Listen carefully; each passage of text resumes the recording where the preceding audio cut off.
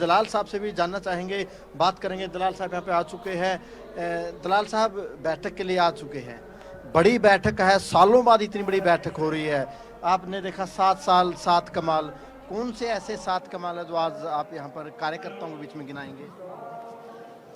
सबसे पहला कमाल तो जो हमारे प्रधानमंत्री मोदी जी ने किया है, दुनिया पे संकट था, कोविड-19 बीमारी, जिसमें इतनी भारी मात्रा में वैक्सीन का निर्माण करके और सारी हमें जनता को सुरक्षा दी। दुनिया सारी चकित है कि ऐसा भारत में पहली बार हुआ है कि अपने आप स्वदेशी वैक्सीन करके, और यूरोप और अमेरिका से पहले भी भारत में कोरोना को कंट्रोल किया है।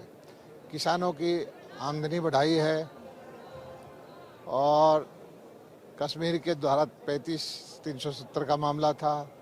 हरियाणा के अंदर जो है किसानों के लिए बहुत सारी योजनाएं लेके आए हैं, माइक्रो इरिगेशन की योजनाएं हैं। हरियाणा की बात करें, आपने बंसीलाल सरकार, चौटाला सरकार, हुड्डा सरकार, वो सरकारें भी देखी, और पिछले 7 साल से मनोहर सरकार है, फिलहाल गठबंधन सरकार है।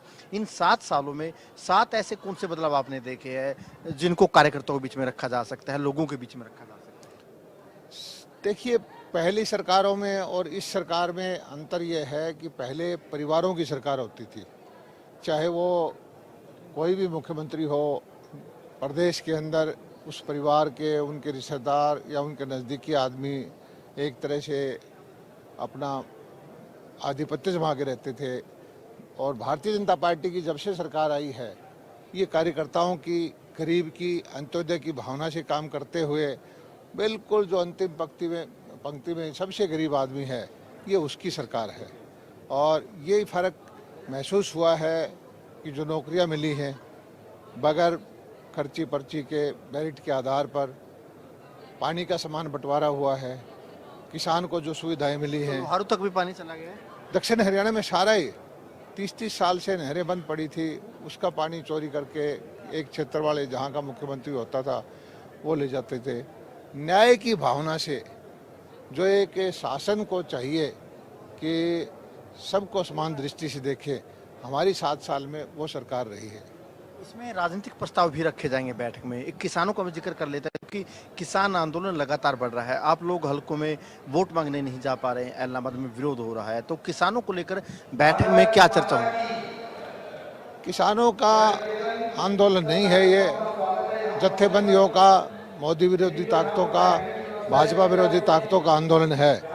और ये अब लोग जो है, किसान अपने खेतों में काम कर रहे हैं, लेकिन ये जत्थेदार हरियाणा की शांति व्यवस्था भंग करने के लिए अभी भी कुछ थोड़े बहुत बचे हुए हैं।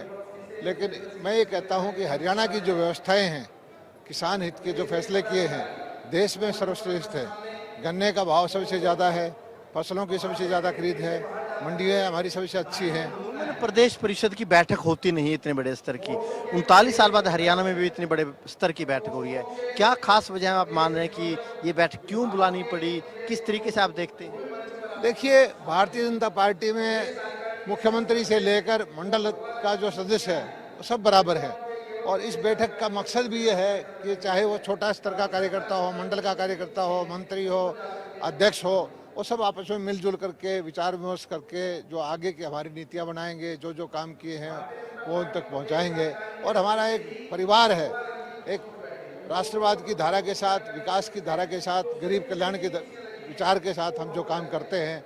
और ये सबसे बड़ी पार्टी है हमारी आज हरियाणा के अंदर भी, देश के अंदर भी है। और जो संगठन की हमारी ताकत है, और ये संगठन की दम पे ही आज हमारी सरकार है।